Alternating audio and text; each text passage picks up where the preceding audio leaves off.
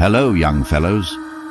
Today I bring you the story of a group of teenagers who celebrate their high school graduation by going camping, but playing with unknown forces will lead them to live the most terrifying story of their lives.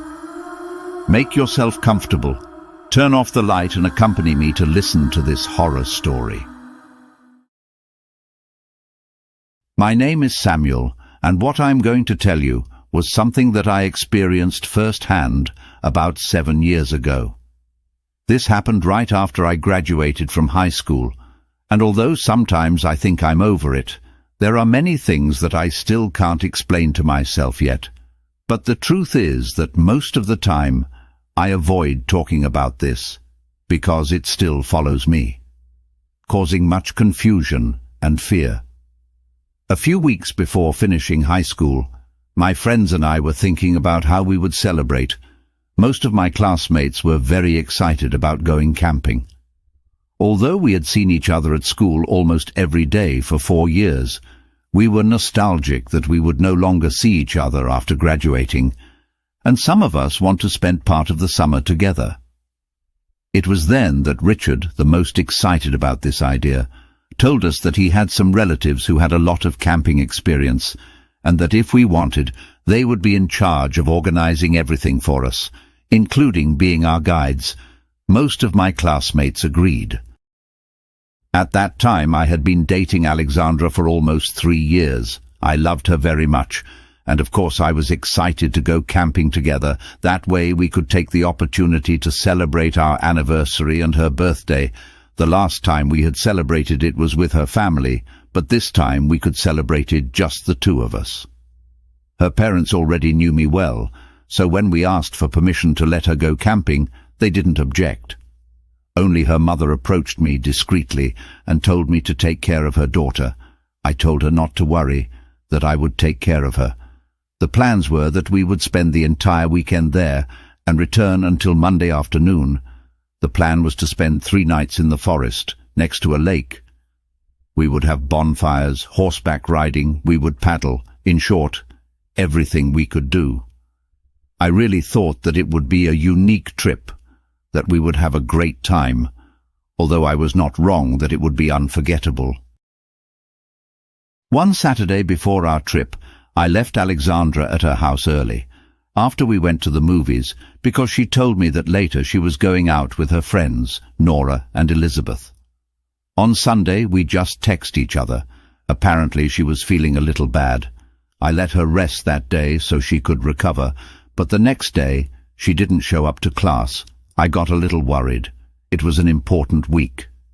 In a time that I had between classes, I called her several times, but she didn't answer me.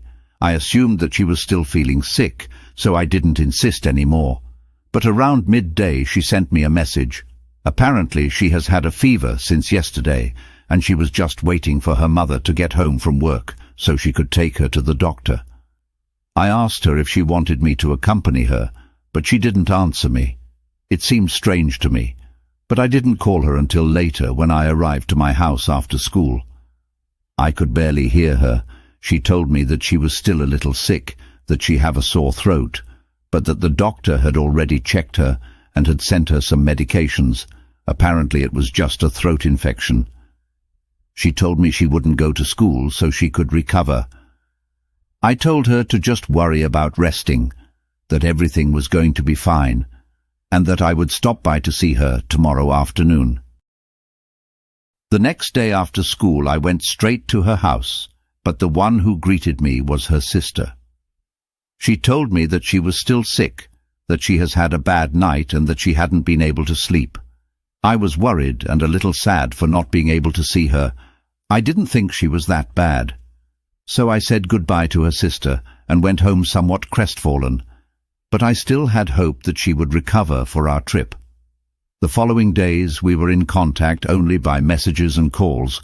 On Thursday night she told me that they had taken her to the doctor again, because apparently the medications were not working for her. They changed some medications and performed several tests to rule out other diseases, but that she was already feeling a little better, and that she was trying to convince her parents to let her go camping tomorrow. I again insisted that the most important thing at this moment was her health. She only responded, "Okay, I will." That night I couldn't sleep well. I woke up agitated several times. I felt like I was short of breath. But after a while I calmed down and went back to bed. It was very strange, because no matter how hard I tried to remember what I was dreaming about, I couldn't. I barely slept a few hours. Even so, I woke up very early. The long-awaited Friday had finally arrived, and also our last day at school. Although the truth is that there were few of us who showed up, and practically we only went to say goodbye to our teachers and classmates who would not go with us. When we left school, I walked to the bus stop with Matthew and Albert, my best friends from high school. We were talking very excited about everything we were going to do. Then Albert told us that apparently Nora and Elizabeth would not go because they had been very sick most of the week. That caught my attention, and I told them that Alexandra had also been sick in the last few days. And without thinking much about it, I told them that maybe they had infected each other. It was then that the two of them looked at me a little suspiciously. I asked them why they were making that face. Then Albert told me that they had not gone to eat that afternoon, but rather they had gone to Nora's house to play the Ouija board. I was very surprised, but I tried to hide it. At first I doubted it, because Alexandra was not a big fan of those scary things. In fact, as far as I knew, she didn't even like horror movies. But Albert continued and told me that it was something they had already planned for months, and that they had wanted to do it before leaving school. And they took advantage of that Saturday to play it, because Nora's family wouldn't be home. Apparently, according to what Nora told him, very strange things happened to them, because after having been playing for a long time, the triangle that marks the words on the board had moved on its own without anyone having their hands on it, and that it had flown off the table as if someone had slapped it. At that precise moment, the lamps in the room began to turn on and off. That was when they began to hear the entrance door being slammed, and they heard as if someone was scratching the windows of the living room. The truth was that things had gotten very intense for them, that even Elizabeth fainted, and that it would have gotten worse if it hadn't been for the fact that Nora's family arrived earlier and helped them to calm down. Otherwise, who knows what could have happened. I remained completely silent. Alexandra had not told me anything about that in all these days that we had been talking on the phone. Then Albert, seeing my surprised face, asked me to not say anything about what he just told us, because he had promised Nora that he would not tell anyone. I told him not to worry, that I wouldn't tell anyone. The truth is that I was very confused with all this. At that moment the school bus passed by, and I said goodbye to them, and told them that I would see them in a little while. I arrived home discouraged. I asked myself again and again why Alexandra had not wanted to tell me anything about what had happened to them that Saturday. But I tried not to think about all this any more. I left the backpack on the couch and went to the table to eat with my mother and my brothers. Later I checked everything I was going to take with me. I had everything ready to go camping. I remember that I was the first to arrive at the agreed place. Alice and Ralph, the relatives of our classmate Richard, who were the organizers of everything, were already waiting for us. We didn't have to wait long. Little by little everyone arrived. Matthew and Albert arrived along with Nora and Elizabeth. They really looked very pale and haggard. They came up to say hi and stayed there with me talking. After a while, most of my classmates arrived. I couldn't see Alexandra. I sent a message to her, but she didn't answer me. Even so, I didn't lose hope that she would come. But when they asked us to board the bus to leave, I pretended that I was on a call, just to save a little time. But Alice and Ralph told me that we couldn't wait any longer. Come on, guys, we have to go. I reluctantly got on and went to the back of the bus. I felt very sad. I had lost any hope that she would arrive. the bus began to move. But it had barely advanced a few meters when it stopped and opened its doors. Excited, I saw how Alexandra hurriedly got on the bus. She walked down the hallway, apologizing to everyone for her lateness. I got up and hugged her very tightly. I felt she was thinner. She looked very pale and haggard like Nora and Elizabeth. We sat down and started talking. After a while I noticed that she seemed to be in another place. That worried me a lot. I hugged her again and she snuggled into my arms without saying anything more, and so we stayed in silence for a while. I just looked through the window. Later, out of nowhere, she started crying softly. I asked her if she was okay. She looked at me very seriously. She seemed scared and hesitant to tell me what was happening to her, so I told her that she could trust me. She finally sighed resignedly and told me that in the last few days she had had a nightmare that not allowed her to sleep well, that everything that was happening seemed so real to her that it made her doubt that it was a dream. I tried to console her, and I asked her to tell me more about it. She took a deep breath and began to tell me. She suddenly appeared walking on a path of small reddish stones in the middle of a huge field of black flowers with the petals already dry. She was barefoot because she could feel how the stones were hurting her. She had the feeling that she had walked a lot because her feet and legs hurt.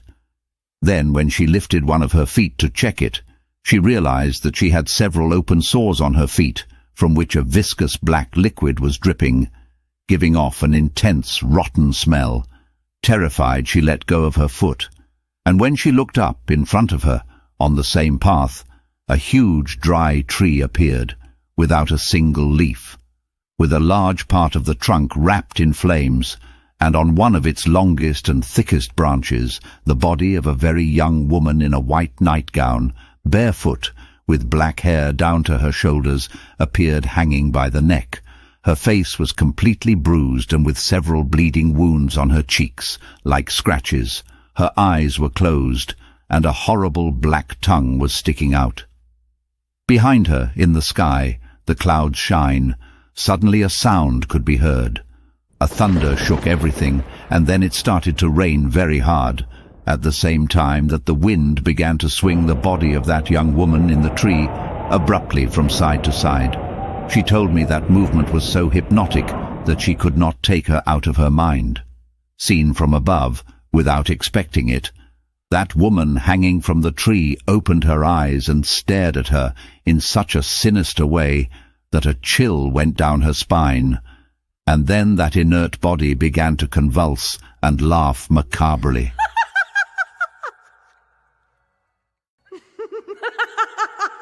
Horrified, she turned around and began to run desperately along that same path, but no matter how hard she tried, she seemed to not get away from there, until finally she realized that her legs were sinking up to the knee in a mud hole. She told me that her desperation was so much that she tried to pull her legs out of there, but she ended up scratching her legs. It was a very terrifying sensation to feel her own blood between her hands, and no matter how loudly she screamed for help, no sound came out of her mouth. She couldn't even hear herself, however. She could hear the macabre laugh of the woman hanging behind her. At that moment I saw that Alexandra was having trouble breathing. I opened the bus window and leaned her on the seat. Little by little she calmed down. To be very honest, I was so impressed, especially by the way she described it to me, that I couldn't get that image of the woman hanging from the tree out of my head for many years. I thought this had something to do with what Nora told Albert about having played with the Ouija board, but I didn't want to tell her at that moment that I already knew what they had been through. I hugged her until she finally fell asleep. I closed the window and I let her rest the rest of the way. A few hours later, the bus parked slowly. My classmates began to celebrate that we had arrived. Sandra woke up. She seemed a little more cheerful. We got up from our seats and got off the bus. The truth is that the landscape was very beautiful. From where we were, we could see the forest and a lake, with a small wooden port. On our right side you could see several wooden cabins, as if it were a small village. I hugged Alexandra and told her that everything would be fine. Alice and Ralph asked us to wait there for a moment. We were all very excited. After a few minutes they came for us. We followed them through a path for several minutes. It was a path without trees, between the forest and the lake. They showed us the areas that we could occupy for camping, and they asked us to please set up our tents. Because it was already getting dark, Alexandra and I put the tent next to Matthew and Albert's, and as we finished quickly, Ralph asked us to help him to collect some firewood. Alexandra stayed helping other of our classmates with the assembly of their tent, while Matthew, Albert and I began to look for firewood. As there was not much around us, we accidentally went deeper into the forest. I was so entertained collecting branches that I didn't realize where I was until I stopped listening to my classmates. There was a very deep silence, and I was surrounded by bushes and trees. Restless, I looked everywhere to try to locate myself, but everything looked the same around me, and even though there were a couple of hours left until dark, I started to feel very cold, to the point that I started to shake. It was at that moment that I thought I heard a woman's voice behind me, at a very low volume, telling me, "Samuel." A cold shiver ran through my body, and at that moment I heard noises between the trees. I turned around scared, but there was no one. Without thinking much, I started to walk forward. From fear, I felt that my legs were bending. I had that feeling of when someone is looking at you. I continued walking faster. And that's when I heard as if a tree branch had snapped next to me. I didn't even turn around. But out of the corner of my eye, I thought I saw the silhouette of a person between the high branches of the trees. At that moment, the woman from Alexandra's nightmare came to mind. Then I started walking faster and faster. Then came a time when I was practically running with the firewood in my arms. Without really knowing where I was going, I just wanted to get out of there, escape from that feeling of fear. But it seemed like I was just walking around in the same place. The whole forest seemed the same. I was already getting desperate. I was even about to start screaming, when suddenly in front of me, a few steps ahead, among the bushes, I thought I saw the tents of our camp. I breathed a sigh of relief and ran like a madman. When I came out from between the trees, I felt the heat of the afternoon again. I stood there for a moment trying to catch my breath. Everyone was doing their thing, setting up their tents, talking, playing. Then I saw Ralph next to a pile of firewood. I approached to give him the one I brought. When he saw me, he raised his head and looked at me surprised. He asked me if I was okay. I just nodded in agreement. Then he told me that I looked a little pale and scared. I insisted that everything was okay. I don't know if he believed me because he looked at me doubtfully for a moment. Finally, he shrugged his shoulders and asked me to help him light the bonfire because it was already getting dark. At that moment, Matthew and Albert approached us to help us with the bonfire. We entertained ourselves for a long time, and I forgot a little about what had just happened in the forest.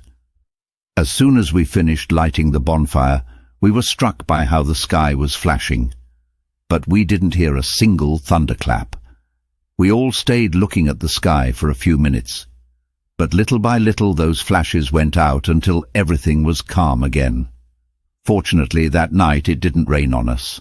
After a while we got together everyone around the bonfire. Matthew, who knew how to play the guitar very well, began to sing several songs that we all sang with great fun. At that moment I discreetly turned to look at Alexandra, who was next to me. She seemed in a better mood. Everything seemed to be going very well. We were singing after midnight. Then one of our classmates came up with the brilliant idea that we should tell horror stories. The group encouraged him to start. He began his story by asking us if we knew why they had suspended all the excursions in our high school for the last 2 years. We all responded that we didn't know. He paused briefly, and then began to tell us that 2 years ago, a group of students from our same high school organized to go camping for several days, but the first night they camped, 3 girls were walking on the shore of the lake and one of them fell into the water. They say that the young woman managed to stand up. The water reached a little below her knees. The 3 of them laughed with amusement, but at that moment they saw horrified how cadaverous hands came out of the water, grabbed her legs and pulled her down. The girl began to scream desperately as she sank into the lake. Her terrified friends grabbed her arms, but that thing under the water was so strong that it submerged them and dragged them to the deepest part of the lake. They couldn't see anything underwater. One of them, desperate, managed to come to the surface, and she swam towards the shore. The water was cold and her whole body felt numb, but as soon as she arrived, she got up and ran towards the camp, asking for help. With the girl's desperate screams, several of her friends ran to help her and jumped into the water to look for the other 2 girls. Everything happened in a matter of a few minutes, and although they acted very quickly, they were only able to rescue one. The first girl, the one who was pulled by those hands, did not respond. One of her friends tried to give her CPR, but nothing. Not even when paramedics arrived, everything was in vain. She didn't wake up. Everyone in the camp was shocked by the news, but the girl who had been able to get out of the water to ask for help was devastated, and then she started screaming that it was her fault. And without saying anything else, she ran into the forest. Some of her friends who were able to react quickly followed her, but after a few minutes they turned back, since it was so dark that they could not see anything. On that night the moon could not be seen. Small groups were organized to go find her. They equipped themselves with flashlights and radios and entered the forest. After almost an hour, they heard the screams of one of the teams. The entire camp ran towards them. When they arrived, they discovered, terrified, the girl's body hanging from a tree with her own sweater. Those who saw her that day say that her eyes were bulging, her tongue was sticking out, and her entire face, arms and legs were bloody, as if someone had scratched them. They rushed to get her down, but she was no longer breathing. Some of her friends say that they believed that she hanged herself because of the guilt she felt. Others said that it seemed that something or someone was the one who attacked her and then hanged her, because they could not explain how she could have injured herself so many times or hung herself from such a high branch. We were all speechless when our classmate finished his story, and unwillingly, several of us discreetly turned to look at the lake next to us with terrified faces. Alice and Ralph realized that it had been a very bad idea to tell this type of stories. Then they told us that we better go and rest. Since tomorrow we had a day with many activities waiting for us. The majority of the group protested because they wanted to continue listening to horror stories, but as soon as the rumor began to spread that the story had actually happened, everyone in the camp remained, for the second time, in complete silence. We began to disperse towards our tents. It was not until that moment that I realized that Alexandra was trembling. I took off my jacket and I put it on her shoulders and told her that everything would be fine, that it was just a stupid made-up story, but she was so scared that couldn't even speak. So we sat down again in front of the bonfire. After a while, Alice and Ralph approached us to tell us again to go rest. Some of Alexandra's friends told her to stay with them to sleep in their tent. Without thinking much, she said yes. I headed towards Matthew and Albert's tent. They were already waiting for me. I was just settling in when Albert grabbed his backpack, smiled at us, and took out some beers. He gave one to Matthew, one to me, and one for him. He opened his beer, and before taking the first drink, he told us very seriously that the story was missing many details. Matthew asked him how he knew that. Then Albert told us that the story had really happened about 3 years ago, and that had happened to the group of her older sister, who had also studied at the same high school and who was a very good friend of the girl who had drowned She said that it all started shortly after they had dinner and started singing and dancing around the campfire. All his classmates were having a great time. That's when my sister's friend told her that she had already been sick for several days, and that despite having gone to the doctor, she still felt dizzy at times, but at least she didn't have a temperature last night, because there were times when she was even delirious. But the worst of everything that was happening to her, and what was really keeping her from sleeping, was that horrible recurring nightmare in which a girl appeared hanging in a tree, that everything that happened seemed so real to her that it made her doubt that it was a dream. At that moment my blood ran cold. It was the same description and the same words that Alexandra had told me a few hours before. I think Albert noticed that I got nervous and asked me if I was okay. I told him I was fine. Then he told us that this girl also told her sister that a few days before leaving, she had played the Ouija board with some friends, and it was a scary experience. And that same night she started having that horrible nightmare. Then my sister saw how her friend fainted, but she managed to hold her. She believed at that moment that maybe she was a little drunk, and that's why she didn't immediately notify the camp coordinators. She discreetly signaled to another friend to come and help her. Between the two of them picked her up to take her to her tent, and to avoid passing in front of the coordinators, they decided to surround the camp, so they went along the shore of the lake. It was then that they felt something pulling their feet and dragging them towards the water. Desperate, without knowing what was happening, they tried to hold her, but that thing had a lot of strength and dragged the three of them. Everything was so fast that they didn't have time for anything. Suddenly they found themselves submerged in the deepest part of the lake. My sister started swimming up to the surface. The only thing she remembered was vomiting on the shore of the lake, and then she got up and ran to the camp. Everyone ran to help them, but despite their efforts, they were only able to rescue the body of one of them. After almost an hour, terrifying screams were heard deep in the forest, so they decided to go investigate what had happened.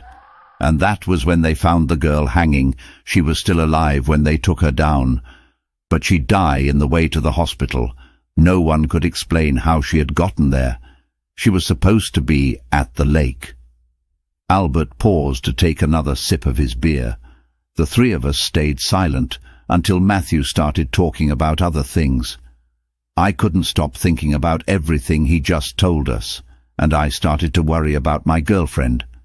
But at the same time, I was also very afraid to believe that this story was repeating itself in some way with us. I didn't even know what to do, or who to tell to help me. Who would believe me? I continued drinking my beer and pretended I was paying attention to their talk. But in reality, all I wanted to do was go get Alexandra and run out of there. But I didn't want to say anything to them, although I was surprised that Albert didn't see the similarities with what Nora had told him. So we were drinking and chatting for a while, until Matthew and Albert fell asleep. I couldn't get rid of that image of the girl hanging from the tree, and no matter how hard I tried, I couldn't fall asleep, even for a few minutes. So I felt like going to the bathroom. I crawled out of the tent carefully and went out towards the first trees in front of the camp. It was very cold outside. I was shivering, but I didn't want to go back for my other jacket. The fog was already covering the lower part of the forest and the surface of the lake. That landscape looked very terrifying. I got into the first bushes that I found and started to urinate. I was almost finished when I heard the rustling of dry leaves on the floor behind me, as if someone was approaching. I didn't get scared at first because I thought it could be Matthew or Albert, who had also come to go to the bathroom. I turned my head to see who it was, but there was no one around, only the tents of the camp in the distance. And then it happened again. I heard that horrible voice again, as if it were speaking in my ear, who told me. At first, it was like a very soft cry, but it got louder and louder. I got very scared.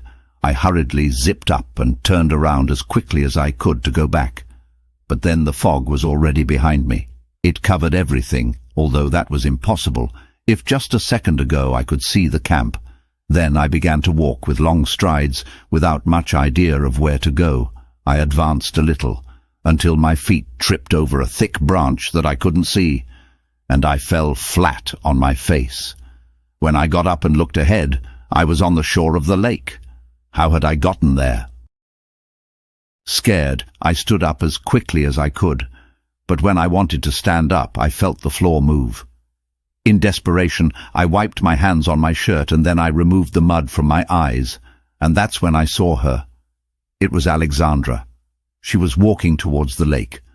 I got up and yelled at her several times, but she didn't seem to hear me, so I tried to run towards her. But with every step I took, my feet were buried in the mud, and it was difficult for me to get them out again. As soon as I went a little further, I yelled at her again. This time it seemed like she was listening to me, because she stopped and opened her eyes in surprise, as if she were waking up. And when she realized where she was, she tried to get out of there. But at that moment, cadaverous hands appeared in the water, holding her by the legs. I kept going as far as I could towards her. I only heard her desperate screams asking me for help, and when I was about to reach her, those hands pulled her so hard that they submerged her. I managed to grab her by one of her arms, and she dragged us both to the bottom. Without letting go, I swam with all my strength towards her until I could hug her. With her free arm, she was struggling to try to get to the surface. At that moment, I looked for the hands that were imprisoning her legs. When I touched them, I felt as if I had grabbed a piece of hot iron. That was impossible. The water was freezing, so I started kicking those hands. I was running out of air until I finally felt that they released her. It was then that we were able to swim to the surface. The effort was so great that Alexandra fainted. I put my arm around her neck and I swam with all my strength to the shore. She didn't move, so I picked her up and managed to reach the first tents. That's when I fell to my knees and started screaming for help. I left her on the floor. It didn't take long for my classmates and the coordinators to arrive. At that moment, Alexandra began to convulse. I got scared and moved back, and suddenly she stopped moving. I felt like I was losing her, but at that moment, she began to vomit the water that she had swallowed. I approached again and helped her sit down. I couldn't take it anymore, and I started crying on her shoulder. Ralph covered us with a blanket. Everyone else was still stunned. Then Matthew and Albert came over and helped us up. We walked towards the camp. We sat near the campfire. We were freezing. Shortly after, an ambulance arrived. The paramedics checked us. It seemed we were fine, but one of them noticed the burns on Alexandra's legs and on my hands and asked what had happened to us. I had to lie to him. I told him that we had gotten stuck with a rope at the bottom of the lake, and when we tried to get free, we pulled the rope so hard that it ended up causing those burns. I feel like he didn't believe us, but he didn't ask anything else. Everyone being calmer, they gathered us all around the campfire to tell us that they would give us some cabins that were far from the lake, on the slopes of the hill. Everyone was happy that we didn't have to leave. As soon as it was dawn, we walked there. On the way, I had the opportunity to talk with Alexandra, and she told me what had happened to her at Nora's house when they played the Ouija board. When we returned home, we told our parents everything that had happened. Alexandra stopped having those nightmares, and it seems that she has left all that behind. Today we are a few weeks away from celebrating 7 years together.